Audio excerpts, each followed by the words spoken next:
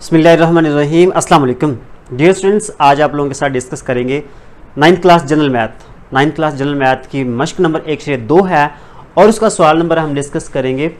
सवाल नंबर हमारे पास है 8 और बहुत ही इंपॉर्टेंट है पेपर के पॉइंट ऑफ व्यू से। इसको आपने समझना है। इंशाल्लाह आप लोगों को 101% ये क्वेश्चन आ जाएगा।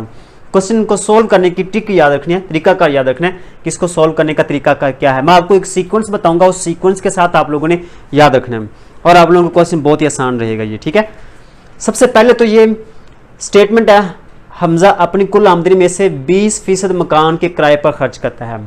सबसे पहले वो कहता है कि हमजा की कुल आमदनी वो हमें नहीं बताएगी, पता नहीं कितनी है। उसकी आमदनी में से जो 20% है ना वो मकान के किराए पे चला जाता है। उसके बाद जो बाकी आमदनी बचती है उसमें से 70% घरेलू अखराजात होते हैं। अब वो जो 70% बाकी आमदनी में से 70% जो घरेलू अखराजात है वो भी निकाले, उसके बाद भी उसमें उसके 1800 रुपये बच जाते हैं, बचत है। हमने क्या करना है, हमने उसकी कुल आमदनी निकालनी है। तो कुल आमदनी निकालने का तरीकाकार क्या, प्रोसेस क्या है, वो मैं आपको यहाँ पे स्टेप बाय स्टेप समझाऊंगा। आप लोगों को सारा क्वेश्चन इजीली समझ आ जाएगा। सबसे पहले तो आप लोगों ने लिखना है कि फर्ज किया कि उसकी कुल आमदनी x है, क्योंकि हमें पता नहीं है कि उसकी आमदनी क्या है। तो आपने फर्ज कर लेना है कि उसकी आमदनी जो ना वो x है, ना मालूम है, ठीक है। अब उसके बाद सबसे पहले हमारे पास जो चीज आती है वो है मकान के किराए। मकान का किराया वो यहां पे आप लिखेंगे। अच्छा, मकान का किराया वो कितना है, x का 20%, ठीक है। जो हमारे पास कुल आमदनी है ना x है, उसका 20% है, वो क्या है, मकान का किराया। अब आपने क्या करना है, ये फीसद को खत्म करना है। फीसद को खत्म करेंगे तो क्या करेंगे, 100 पे तकसीम करेंगे, ठीक है। अब 100 पे तकसीम करेंगे, या आंसर आएगा 0.20, साथ में ये x, ठीक है। फीसद को आपने इशारिये में बदल दिया, और इशारिये में बदलने का बड़ा आसान तरीकाकार है। आपने 1/1 मश्क में समझ लिया कि फीसद को खत्म करेंगे 100 पे तकसीम कर देना तो इशारिये में आ जाएगा। सिंपल सा काम है, और x साथ में आ जाएगा। अब ये x क्यों आया है, क्योंकि इसलिए ये जो 0.20 है ना, ये x की है। कुल आमदनी का इतना हिस्सा जो ना वो मकान के किराए पे चला गया, ये एक हिस्सा हो गया ये वाला। अब उसके बाद वो कहता है बकिया आमदनी। बकिया आमदनी हम देखेंगे कितनी है, वो आप यहां पे लिखेंगे बकिया आमदनी, ठीक है। बकिया आमदनी कितनी होगी, सबसे पहले तो आप लोगों ने लिखना है यहां पे 100%, ठीक है। 100% लेट से हमारे पास आमदनी है टोटल, उसमें से हमारे पास जो 20% है वो मकान के किराए पे चली जाती है। 20% मकान के किराए पे चली जाती है। बाकी हमारे पास कितनी रह जाएगी, बाकी हमारे पास रह जाएगी 80%। ये बकिया आमदनी है। बकिया आमदनी में से 70% घरेलू अखराजात है। बकिया आमदनी में से 70%। अब यहां पे आप लिखेंगे घरेलू अखराजात, घरेलू अखराजात, ठीक है। घरेलू अखराजात आप कैसे लिखेंगे, यहां पे आप लिखेंगे x का 70% जो है ना वो हमारे पास घरेलू अखराजात है, लेकिन इसके साथ आपने ये 80% मल्टीप्लाई करना है। क्यों करना है, देखिए यहां पे जो कुल आमदनी थी ना वो x थी, उसका 20% हमने निकाला था, लेकिन यहां पे हमारे पास ये बकिया आमदनी 80% है, उसमें से 70% हमने निकालना है। उसमें से क्या करना है, 70% निकालना है। अब ये x क्यों लिखा है, क्योंकि हमें बकिया आमदनी का पता नहीं है कि वो कितनी है। तो मैंने आप ये समझने का आसान तरीका है कि आपने क्या करना है, 20% को इशारिये में लेकर आना है, फिर उसके बाद बकिया आमदनी 80% आएगी, और 80% का 70%, 80% का 70% आपने लिखना है।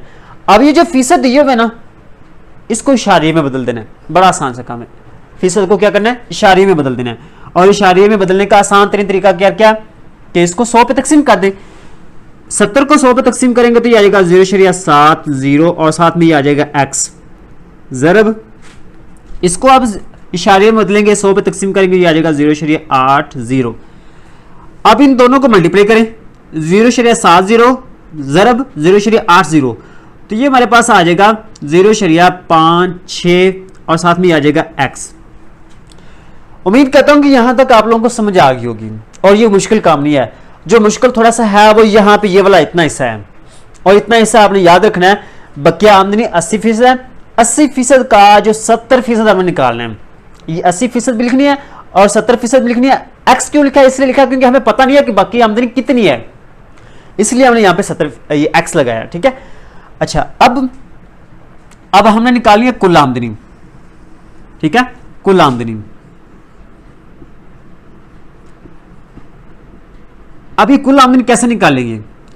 कुल आमदनी निकालने का बड़ा ही आसान तरीकाकार है। अच्छा, एक कुल आमदनी से पहले एक और चीज रह गया, वो मैंने नहीं बताई, बचत।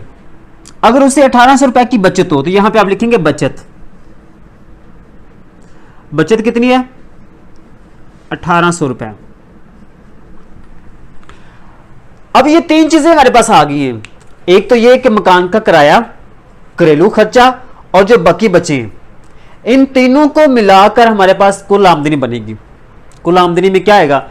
उसका मकान का किराया भी एक, वो भी शामिल कर लेना है, और घरेलू खर्चा है वो भी शामिल कर लेना है, और जो उसकी बचत आई है वो भी, इन तीनों को मिलाकर उसकी कुल आमदनी बन जाएगी। ठीक है, अच्छा तो यहां पे आप लिखेंगे 0.20x जमा 0.56x 0.56x जमा 1800 और हमने क्या किया हुआ है आप लोगों को पता है ना, कुल आमदनी हमने कितनी ली है? कुल आमदनी यहां पे हमने ली थी x, तो कुल आमदनी की जगह पे यहां पे आ जाएगा x। कुल आमदनी हमारे पास कितनी आई है? ये हमारे पास मकान का किराया है, ये उसके घरेलू खर्चे हैं, ये उसकी बचत है। तीन चीजें हमने निकालनी थी, वो हमने निकाल ली हैं। इन तीनों को जमा कर दें तो हमारा आंसर आ जाएगा। लेकिन यहां पे जमा कैसे करना है वो सुन लें। ये भी x वाली वैल्यू है, ये भी x वाली वैल्यू है, पहले इन दोनों को जमा करें। तो जमा कैसे करेंगे? 6, 5 और 2 7, 0.76 और साथ में ये x है तो x भी आ जाएगा, जमा 1800। ओके, अब आपने क्या करना है, ये जो x वाली वैल्यू है ये वाली, इसको आप इस साइड पे लेकर आएंगे, और जब आप इस साइड पे लेकर आएंगे तो ये जमा किया इस साइड पे आके माइनस की हो जाएगी, x minus 0.76x equal to यहां पे क्या रह जाएगा? यहां पे रह जाएगा 1800। अच्छा, अब देखिएगा यहां पे x कॉमन आ रहा है तो x कॉमन ले लेंगे। x कॉमन आ गया, इसकी जगह पे क्या रह जाएगा? 1 माइनस 0.76। ले जी, इन दोनों में से मैंने ये x कॉमन ले लिया है, x कॉमन ले लिया, इसकी जगह पे रह जाएगा 1, ये x कॉमन आ गया, इसकी जगह भी 0.76 रह जाएगा इक्वल टू 1800। अब 1 में से ये माइनस करें तो बाकी कितना रह जाएगा? बाकी हमारे पास रह जाएगा 0.24 इक्वल टू 1800। ठीक है, 0.24 रह जाएगा। अब हमने क्या निकालना है? x निकालना है ना, x हमने निकालना है। वो कैसे निकालेंगे? 1800 तकसीम, ये 0.24 इधर आके तकसीम हो जाएगी। ठीक है, ये ज़रब इधर आके तकसीम हो जाएगा। जब आप इसको तकसीम करेंगे तो हमारे पास ये आंसर आ जाएगा। ठीक है, ये हमारे पास 1800 को आप तकसीम करेंगे 0.24 पे तो ये हमारे पास आंसर आएगा 7500। तो ये उसकी कुल आमदनी है। कुल आमदनी हमारे पास आ चुकी है 7500। उम्मीद करता हूं कि आप लोगों को क्वेश्चन की समझ आ गई होगी। अगर आप लोगों को वीडियो पसंद आए तो वीडियो को लाइक जरूर करना है। चैनल पर पहली बार आए हैं तो चैनल को सब्सक्राइब कर दें। मिलते हैं नेक्स्ट वीडियो में, तब तक के लिए अल्लाह हाफिज़।